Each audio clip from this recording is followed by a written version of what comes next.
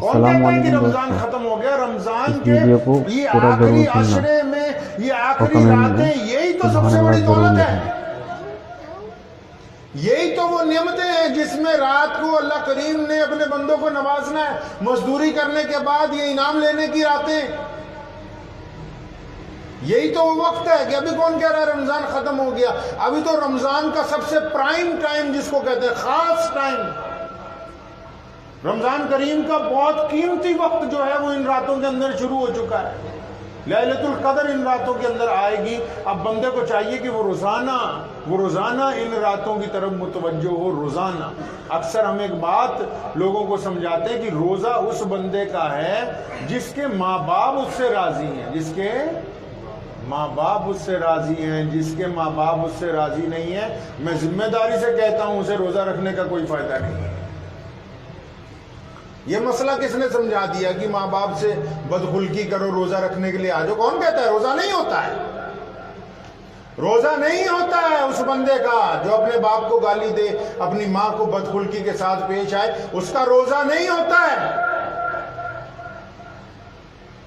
جو بندہ اپنی بیوی سے ظلم و ستم کا معاملہ رکھتا ہو، اس کا روزہ نہیں ہوتا ہے۔ جس کی اولاد اس سے بے انتہا جنرل ڈائر کی طرح ڈرتی ہو، اس کا روزہ نہیں ہوتا ہے۔ سیدنا عمر رضی اللہ تعالی عنہ نے ایک بندے کو بلایا، بڑا نیک دیندار آدمی تھا، فرمایا میرا دل چاہ رہا تجھے فلاں حصے کا گورنر لگا دوں، 72 لاکھ مربع میل کے حکمران ہیں، 40-50 ملک عمر فاروق کی سلطنت میں ہیں، فرمایا فلاں گورنر میں سوچتا ہوں تمہیں وہاں کا لگا دوں۔ اس نے کہا حضرت بڑی نوازش آپ لگا دیں۔ فرمایا اچھا اپنے گھر چلو، سامان تیار کرو، میں وہیں کاغذ لے کے آ رہا ہوں۔ سیدنا عمر اس کے گھر پہنچتے ہیں جب، تو ایک بچہ جس کے کپڑے بہت گندے بندے، 10-1 سال کا، وہ آ کے بیچ میں ٹکراتا ہے۔ اس کو پوچھتے بیٹا کس کے بیٹے ہو؟ تو اتنی دیر میں وہ گورنر آ جاتا ہے اوپر سے، حضرت میرا ہی بچہ ہے، اور اس کو ڈانٹتا ہے بچے کو، خبردار دوبارہ ادھر کو آیا، اپنی ماں کے پاس جا، وہ تجھے نہلائے گی دھلائے گی، اور ادھر نہیں ٹپکنا۔ اور حضرت عمر رضی اللہ عنہ فرمانے لگا حضرت میں تو ان کو بڑا ہڑکا کے رکھتا ہوں، میں ان کو بڑا ہڑکا کے رکھتا ہوں، اپنے قریب نہیں لگنے دیتا۔ وہ جو گورنری کے آرڈر اس کے ہاتھ میں پکڑائے تھے، فرمایا یہ واپس دے دو۔ جو آدمی اپنی اولاد سے صلہ رحمی نہیں کر سکتا، وہ لوگوں کے ساتھ کیسے کرے گا؟ واپس لے لیا حکم نامہ، منت کرتا رہا، فرمایا نہیں، وہ جو اپنی اولاد سے صلہ رحمی نہیں کر سکتا، وہ دوسروں کے ساتھ کیسے، اس کو کیسے حاکم بنا سکتے ہیں ہم؟ جس کو یہ عقل نہ ہو کہ اپنے ماں باپ کے ساتھ احترام کرنا ہو، جو نماز بھی پڑھتا ہو اور ساتھ والے نمازی کے لیے اس کے دل میں بغض ہو، میں ایمانداری سے کہتا ہوں اس کی نماز ہوتی ہی نہیں ہے۔ جو نماز پڑھتا ہو اور اس کے دل میں بغض ہو ساتھ والوں کے لیے، دل میں برائی ہو دوسرے نمازیوں کے لیے، اس کی نماز ہوتی ہی نہیں ہے۔ کون کہتا ہے اس کو مسجد میں آنے کی ضرورت ہے؟ قرآن نے کہا، اسلام نے کہا، شریعت نے کہا، ایسے لوگوں کی ضرورت نہیں ہے اسلام کو۔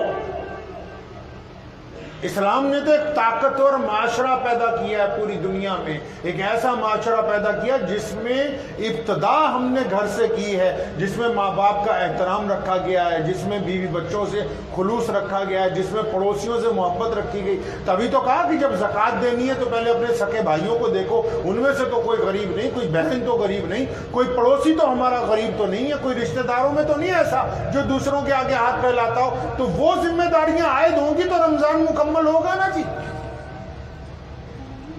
رمضان کریم کے اندر یہ اللہ تبارک و تعالیٰ نے ہم پہ یہ ذمہ داریاں عائد کی ہیں کہ روزہ اس کا ہے جس کا اخلاق اچھا ہو۔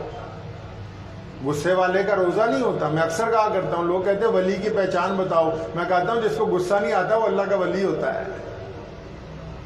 ولیوں کی پہچان کیا دیکھنی ہے؟ ان کو غصہ نہیں آتا، وہ اللہ کی مخلوق کے ساتھ ناراضگی کا اظہار نہیں کرتے، وہ اپنے والدین کے آگے اکڑ نہیں دکھاتے، وہ بڑی احترام کے ساتھ، بڑی عزت کے ساتھ لوگوں کے ساتھ پیش آتے ہیں۔ پیارے نبی حضرت محمد رسول اللہ صلی اللہ تعالی علیہ وسلم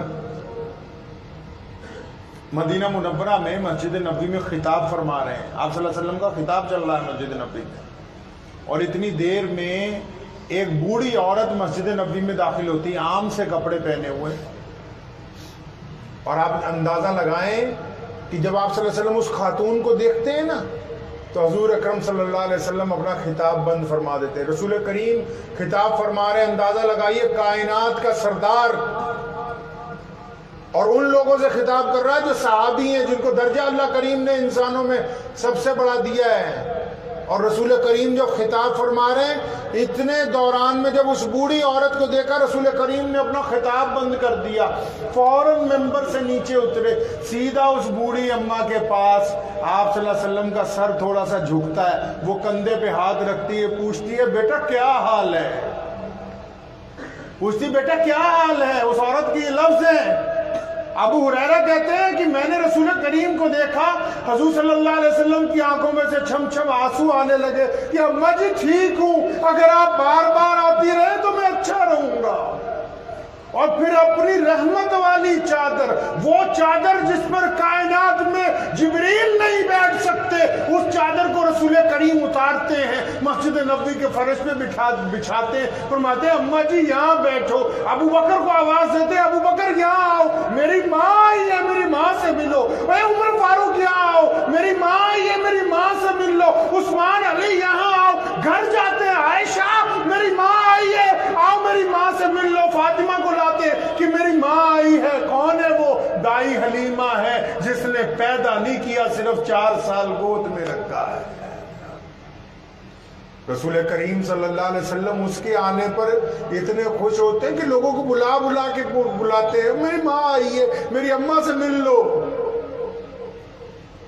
اور خود نبی اکرم صلی اللہ علیہ وسلم نے فرمایا ہے, فرماتے کہ میں اگر نماز پڑھا رہا ہوں اور نیت بند جائے اور پھر قرآن کی تلاوت شروع ہو جائے, اور قرآن کی تلاوت کے اندر شروع ہو جائے الحمدللہ رب العالمین, اور فرمایا میرے صحابہ میری اگر ماں زندہ ہوتی, وہ مجھے آواز مارتی نا محمد, فرماتے میں جان نماز چھوڑ کے اپنی ماں کے پاس چلا جاتا بھاگ کے. عذر نکالتے ہو, ماں باپ کی گفتگو کے اوپر عذر نکالتے ہو, ماں باپ کی نیتیں پاک ہوتی ہیں, اسی بات کو اپنے پلے باندھ لیجیے. پیارے نبی حضرت محمد رسول اللہ صلی اللہ علیہ وسلم نے یہ باتیں ہمیں رمضان کریم میں سکھائی ہیں. آج صلی اللہ علیہ وسلم نے یہ دن مکے میں گزارے ہیں, ان دنوں میں مکہ کو فتح کیا. 20 رمضان المبارک کو رسول کریم صلی اللہ علیہ وسلم 10 سال بعد واپس مکے آتے ہیں, اور مکے سے اتنا پیار تھا, صحابہ کو بار بار بتاتے کہ یہ دیکھو یہ میرا گھر تھا, یہ دیکھو یہاں ابو بکر رہتے تھے, یہاں ختیجہ رہتی تھی, یہ فلاں جگہ دیکھو یہاں عبد المطلب رہتے تھے. صلی اللہ علیہ وسلم کو اتنا پیار تھا مکہ مکرمہ سے. 10 سال بعد جب مکے میں واپس آئے تو ام ہانی ایک عورت ہے, وہ مکے میں رہتی ہے, ام ہانی نام ہے اس کا. حضرت علی رضی اللہ تعالیٰ عنہ کی سکی بہن ہے, رسول کریم صلی اللہ علیہ وسلم کی چچا کی بیٹی. اب ادھر جب رسول اللہ بیت اللہ میں جاتے ہیں, بیت اللہ کو پاک کرتے ہیں, نماز ہوتی, سارا دن گزر جاتا ہے, عشاء کا وقت ہو جاتا ہے, تو ام ہانی اپنے بچوں کو کچھ باتیں بتا رہی ہے. کیا بتاتی ہے کہ یہ جو محمد آ گئے ہیں نا, یہ میرے بھائی ہیں, یہ اب جن کا مکہ مکرمہ کے اوپر حکومت ہے نا, یہ میرے بھائی ہیں, یہ جن کے چاروں طرف فوجیں پھر رہی ہیں.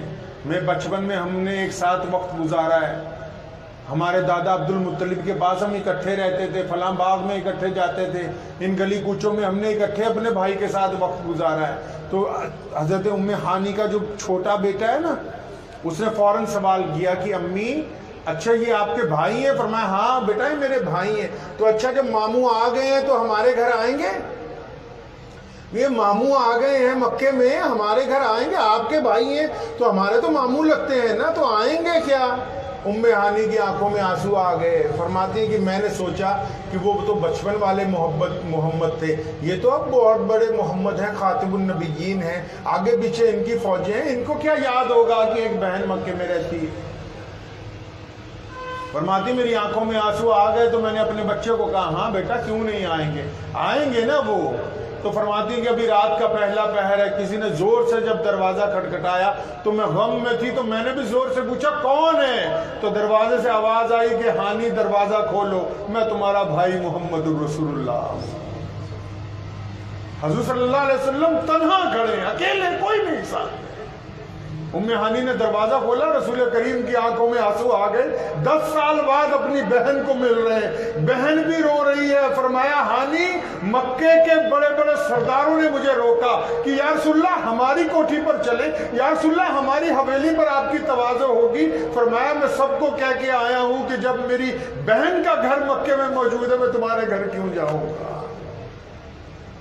اور پھر ام ہانی کو اپنے پاس بٹھایا، فرمایا کچھ ہے کھانے کے لیے؟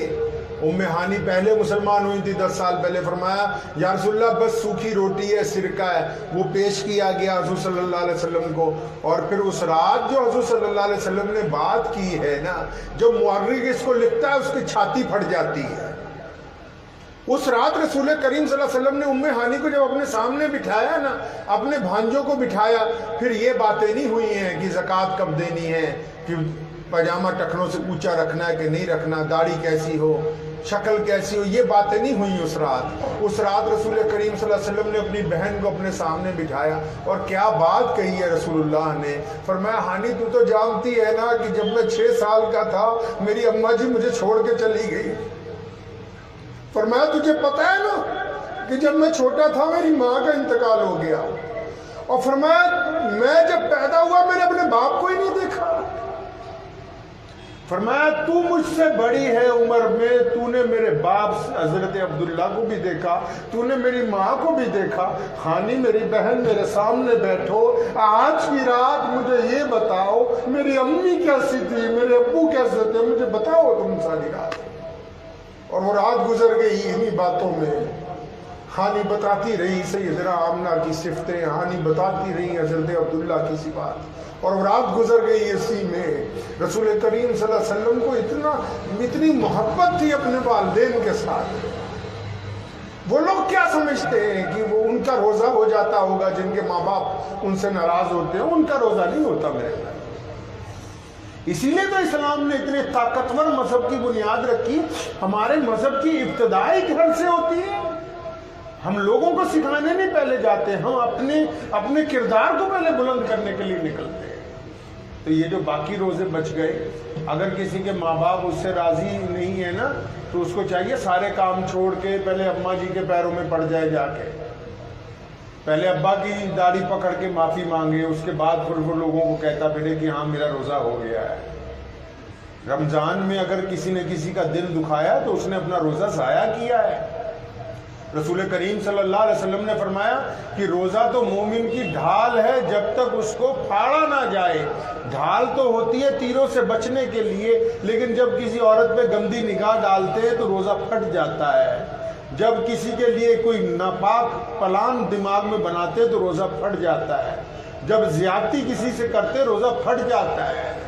ہمیں روزے کو پھاڑنا نہیں ہے، روزے کو سنبھال کے رکھنا ہے۔ کریں گے جی انشاءاللہ۔ ماں باپ کی اطاعت، بھائی بہنوں سے محبت، پڑوسیوں کے ساتھ محبت، اسلام کا یہ سلوک ہے، اسلام کی یہ رواداریاں ہیں جو انسانوں کو اسلام نے عطا کی ہیں۔ اور اس رمضان کریم میں جو مانگنے والے ہم تک آ جائیں، اکثر میں آپ لوگوں کو کہتا رہتا ہوں کہ اللہ کریم نے ہم کو مانگنے والوں میں نہیں دیا، دینے والوں میں رکھا ہے۔ اللہ کا شکر نہیں جی بھائی۔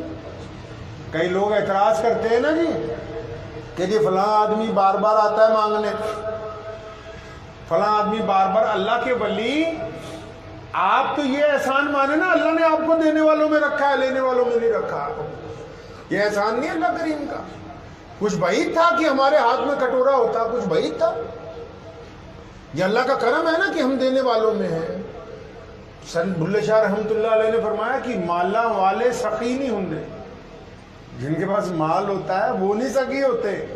جو اربوں پتی کروڑوں پتی لوگ ہوتے ہیں وہ سخی نہیں ہوتے۔ ہو سکتا ہے کسی صاحب کو بری لگ جائے کہ مالا والے سخی نہیں ہوں، سخیاں کول مال نہیں ہوں، اوتھے ایتھے دونوں جہاں سخی کدی کنگال نہیں ہوں۔ کہ جن کے پاس بہت زیادہ دولت ہوتی ہے وہ نہیں سخی۔ سخی تو وہ ہوتا ادھر سے کمائے ادھر بانٹ دیے، جس نے تجوریاں نہیں بھری ہوئی۔ اللہ نے ان کو دل بڑا دیا ہوتا ہے، اور جن کا دل بڑا ہوتا ہے وہی بڑے عزت والے ہوتے ہیں، چھوٹے دل والے لوگ عزت دار نہیں ہوتے۔ امی عائشہ رضی اللہ عنہ فرماتی ہیں کہ رمضان کریم میں رسول اللہ صلی اللہ علیہ وسلم یہ ہوا کم تیز چلتی ہے، اس سے زیادہ تیز فیاض تھے، کوئی آ جاتا تھا کسی کو خالی نہیں لوٹاتے، خالی نہیں لوٹاتے تھے رسول کریم۔ اور ایک جگہ فرماتے ہیں، امام بخاری نے لکھا ہے کہ رسول کریم نے فرمایا کہ اگر کوئی مانگنے والا آ جائے تو خالی نہیں لوٹانا، اگر فرمایا کچھ نہیں گھر میں، کھجور کی گٹھلیاں عرب میں عام رواج ہے، گھروں میں بڑی ہوتی، فرمایا کچھ نہ ہو تو کھجور کی گٹھلیاں ہی دے کے بھیجو، لیکن خالی نہیں لوٹانا ہے۔ تو رمضان کریم میں ہم نے اس بات کا خیال رکھنا ہے کہ ہمارے قریب میں، ہمارے اقارب میں، ہمارے جاننے والوں میں، پڑوسیوں میں، چاہے وہ مسلمان ہیں یا غیر مسلم ہیں، کوئی ایسا بندہ نہ ہو جو بھوکا ہو، کوئی ایسا بندہ نہ ہو جو پریشان حال ہو، کوئی ایسا بندہ نہ ہو جس کو ہماری ضرورت ہو اور ہم نے اس کی طرف سے آنکھیں پھر رکھی ہوں۔ تو کریں گے جی انشاءاللہ۔ ہاں، یہ اللہ کریم نے ہم سب پر بڑا فضل فرمایا ہے۔ یہ جس مسجد میں ہم لوگ آج بیٹھے، آج دوسرا قرآن پاک یہاں ختم ہوا ہے۔ ہم لوگ جب بچپن میں بڑے ہوئے، تھوڑا سا ہوش سنبھالا، تو سائیکل سے یہاں سے گزرتے تھے تو ڈر کے مارے اس مسجد کو نہیں دیکھتے تھے کہ مبادہ جس کے پاس ہے وہ اسے توڑے نہ۔ کہ میں آپ کو اپنا ذاتی فعل بتا رہا ہوں کہ ہم لوگ اس کو زیادہ کچھ کہیں گے تو اس عمارت کو توڑ نہ دیں۔ تو یہ اللہ کا کرم نہیں کہ ہم لوگ یہاں پر نماز پڑھ رہے ہیں، یہ اللہ کریم کا ہی ہم لوگوں پر فضل ہوا کہ ہم دوبارہ یہاں پر نماز پڑھ رہے ہیں۔ تو وہ لوگ خوش قسمت ہیں جن کو اللہ کریم نے ایسی مسجدوں میں نماز پڑھنے کی توفیق عطا فرمائی جو نمازیوں کے لیے 70 سال تک تڑپتی رہی۔ مسجدیں مسلمانوں کی ماؤں کا درجہ رکھتی ہیں۔ مسلمان کے لیے مسجد ماں ہوتی ہے۔ ماں اپنے بچے کا کس طرح خیال رکھتی ہے، اور بچے کو جب کوئی تکلیف پہنچتی ہے وہ کہاں جاتا ہے کہ اپنے باپ کے پاس جاتا ہے؟ نہیں، اپنی ماں کے پاس جاتا ہے۔ تو مساجد جو ہیں وہ قوم کے لیے ماؤں کا درجہ رکھتی ہیں۔ اللہ کریم کا ہم لوگوں پر فضل سمجھیے آپ سب پر کہ اللہ کریم نے ہمیں توفیق دی ہے یہاں دوبارہ نماز پڑھنے کی، ان مقامات پر نماز پڑھنے کی جو 70 سال تک نمازیوں کی منتظر رہی ہوں۔ اور ان لوگوں کو بھی کہنا چاہتا ہوں جو لوگ بھی مسجدوں کی خدمت انجام دیتے ہیں کہ مسجد کا جو متولی ہوتا ہے، مسجد کا جو صدر ہوتا ہے، میرے بھائی وہ مسجد کا نوکر ہوتا ہے۔ مسجد میں جو آتے ہیں یہ اللہ کے مہمان ہوتے ہیں۔ نوکر کو چاہیے وہ اپنی اوقات نہ بھولے، یاد رکھے کہ میں نوکر ہوں، اور آنے والے مہمان کو یاد رکھے بھی یہ اللہ کے مہمان ہیں۔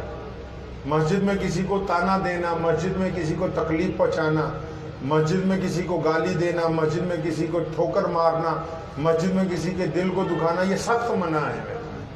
مسجد جو ہے وہ صرف اللہ کی عبادت کے لیے، وہاں جو بندہ ابھی آ کے دروازے پہ سوال کرتے آپ اللہ کے لیے اس کا سوال پورا کیجیے، آپ اس کے اس فاصلے میں نہ پڑھیے کہ اچھا ہے یا برا ہے۔ کریں گے جی انشاءاللہ تعالی۔ ہاں، اللہ کریم نے آپ سب کو بڑی عزت عطا فرمائی ہے، سب لوگ یہاں آج جمع ہوئے ہیں، تو آج قرآن پاک جو ہے وہ مکمل ہوا ہے۔ یہاں دعا بھی ہم لوگ کریں گے انشاءاللہ تعالی۔ جتنے بھی حضرات بیٹھے، جو لوگ اب تراویح قرآن پاک میں مکمل سن لی یہاں یا دوسری مسجدوں میں، وہ یہ نہ سمجھیں کہ اب مکمل ہو گیا۔ میرے بھائی تراویحاں سنت موقدہ ہیں، کل بھی پڑھنی ضروری ہے، پڑھیں گے جائیں انشاءاللہ۔ ہاں، کل بھی پڑھ، یہ ہے کہ اب کسی بھی مسجد میں پڑھ سکتے ہیں لیکن پڑھنی ضروری ہے، ضرور پڑھیں گے انشاءاللہ۔ دعا کر لیں سب لوگ۔ الحمدللہ رب العالمین الرحمن الرحیم مالک یوم الدین، ایاک نعبد و ایاک نستعین، اهدنا الصراط المستقیم صراط الذین انعمت علیہم غیر المغضوب علیہم ولا الضالین۔ اللهم صل علی محمد وعلى آل محمد كما صليت على ابراہیم وعلى آل ابراہیم انک حمید مجید۔ اللهم بارک علی محمد وعلى آل محمد كما بارکت علی ابراہیم وعلى آل ابراہیم انک حمید مجید۔ اللہ کریم جی، تمام تعریفیں آپ کے لیے ہیں۔ اللہ جی، تمام صفات آپ کے لیے ہیں۔ اللہ جی، آپ کی ذات سب سے خوبصورت ذات ہے۔ اللہ جی، آپ تمام کائنات کے مالک اور خالق ہیں۔ اللہ جی، پتے پتے کے ذرے ذرے کے مالک آپ ہیں۔ اللہ جی، کائنات کو تابندگی آپ نے عطا فرمائی ہے۔ اللہ جی، رات میں جو روشنی ہے یہ آپ کی عطا کردہ ہے۔ اللہ جی، دن کے اندر جو تابندگی ہے سورج میں، یا اللہ آپ کی عطا کردہ ہے۔ اللہ کریم جی، تمام تعریفوں کے لیے صرف آپ کی ذات، آپ کے علاوہ کوئی تعریف کے قابل نہیں ہے۔ اللہ جی آپ نے ہم سب کو رسول اللہ صلی اللہ علیہ وسلم کی امت میں پیدا فرمایا، اللہ جی ہم شکر گزار بندے بننا چاہتے ہیں، اللہ جی ہم سب کو شکر گزار بندے بننے کی توفیق عطا فرما، شکر گزار بندے بننے کی توفیق عطا فرما۔ اللہ جی جتنی بھی دنیا کے اندر لوگ ہیں سب کے اوپر اپنا فضل، اپنا کرم، اپنا رحم عطا فرما۔ اللہ جی جو بیمار ہیں انہیں شفا عطا فرما، اللہ جی جو تنگ دست ہیں ان کی تنگ دستی دور فرما، اللہ جی جو پریشان حال ہیں ان کی پریشانیوں کو دور فرما، اللہ جی جو قرض دار ہیں ان کے قرض ادا کرنے کی صورتیں عطا فرما، اللہ جی جو نماز نہیں پڑھتے ان کو نماز پڑھنے کی توفیق عطا فرما، اللہ جی جو نافرمان ہیں ان کو والدین کا فرما بردار بنا، اللہ جی جن کے دلوں میں نفرت ہے ان کو محبتوں میں تبدیل فرما، اللہ جی دلوں کے اندر سے بغض اور کینے سے نجات عطا فرما، اللہ جی پرچم اسلام کو بلند فرما، اللہ جی اسلام کے خلاف کفر کی ہر سازش کو ناکام فرما، اے اللہ جی تمام مسلمانوں کو آپس میں پیار اور محبت کرنے کی توفیق عطا فرما، اللہ کریم جی اس ملک میں جتنی بھی قومیں رہتی ہیں ہر ایک کے اوپر اپنا فضل، اپنا کرم، اپنا رحم عطا فرما، اللہ جی غریبوں کی مدد کرنے والوں میں شامل فرما، اللہ جی مسکینوں کی مدد کرنے والوں میں شامل فرما، اللہ جی بھوکوں کو کھانا کھلانے میں شامل فرما، اللہ جی تنگ دستوں کا سہارا بننے والوں میں شامل فرما، اللہ کریم جی پیارے نبی حضرت محمد رسول اللہ صلی اللہ علیہ وسلم کے حکموں پر چلنے والا بنا دے، اللہ جی رسول کریم کے حکم کے مطابق چہرے پہ سنت رکھنے کی توفیق عطا فرما، اللہ کریم جی زبان کو شکوے اندازی سے دور فرما، اللہ جی نگاہوں میں شرم و حیا عطا فرما، اللہ جی آنے والی ہر مصیبت اور پریشانی کو دور فرما، اللہ جی ہر سحر اور جادو سے مسلمانوں کو نجات عطا فرما، اللہ جی ہر آنے والی مصیبت کو، بیماریوں کو دور فرما، اللہ کریم جی اس مسجد میں ہم لوگ بیٹھے ہیں، اللہ کریم جی آج قرآن پاک ختم ہوا ہے، عزیزم حافظ محمد ابرار صاحب نے سنایا ہے، اے مولا کریم جنہوں نے سنایا، جنہوں نے سنا ہے، اپنے فضل و کرم سے یا اللہ سب کے درجات کو بلند فرما، اس سننے سنانے کو قبول فرما، سننے سنانے کو قبول فرما، جو غلطیاں کوتاہیاں ہو گئی وہ معاف فرما، جو غلطیاں کوتاہیاں ہو گئی وہ معاف فرما، اللہ کریم جی ہمیں دعا مانگنے کا سلیقہ نہیں ہے، لیکن مولا کریم آپ ہمارے رب ہیں، ہم آپ کے بندے ہیں، یا اللہ رات کے اندھیرے میں بھی ہم سے گناہ ہوئے ہیں، دن کے اجالے میں بھی گناہ ہوئے ہیں، اللہ کریم جی آپ کے علاوہ کوئی معاف کرنے والا نہیں ہے، اللہ جی تمام کائنات کے کفر ہمارے لیے یا اللہ اس لیے دشمن ہے کہ ہم لا الہ الا اللہ محمد رسول اللہ پڑھنے والے ہیں، اللہ جی ہم نے کفر کے آگے یا اللہ جی سجدہ کرنے سے انکار کر دیا ہے، اللہ کریم جی آپ بھی ہماری عزتوں کی حفاظت فرمائے، اللہ جی آپ ہماری عزتوں کی حفاظت فرمائے، اللہ جی آپ ہماری عزتوں کی حفاظت فرمائے، اللہ جی جس مسجد میں بیٹھے ہیں اے مولا کریم جی ہماری کمزوریوں کی وجہ سے، اے مولا کریم ہماری کوتاہیوں کی وجہ سے ایک طویل مدت تک یہ مسجد بند رہی ہے، اے مولا کریم ہماری ان خطاؤں کو معاف فرما، اور یا اللہ اب تا قیامت اس کے آباد رہنے کا فیصلہ فرما، اللہ جی ہماری نسلوں میں دین کی خدمت کو جاری فرما دے، یا اللہ نسلوں میں دین کی خدمت کو جاری فرما دے، اللہ کریم جی جو مساجد بند پڑی ہیں یا اللہ اب بھی جب ان کے قریب سے گزرتے ہیں تو بعض اوقات ان کے لمبے لمبے مینار ہمیں حسرت بھری نگاہوں سے دیکھتے ہیں، اور بعض اوقات ایسے لگتا ہے جیسے آوازیں مارتے ہو کہ مسلمانوں تم نے ہمیں بنایا تھا، تم کہاں چلے گئے ہو؟ مولا کریم ان مساجد کا کوئی قصور نہیں ہے، یا اللہ قصور ہمارا ہے، آپ اپنے فضل و کرم سے ان کو آباد فرما دیں، آپ اپنے فضل و کرم سے ان کو آباد فرما دیں، آپ اپنے فضل و کرم سے ان کو آباد فرما دیں، اللہ کریم جی اس مجلس میں جتنے لوگ بیٹھے ہیں یا اللہ جی ہم جانتے ہیں کہ پوری کائنات کے لیے خیر کی دعائیں مانگنی چاہیے اے مولا کریم، لیکن ہم جتنے ہیں یا اللہ امت میں سب سے زیادہ گنہگار ہیں، اے مولا کریم ہمارے اپنے اعمال بہت برے ہیں،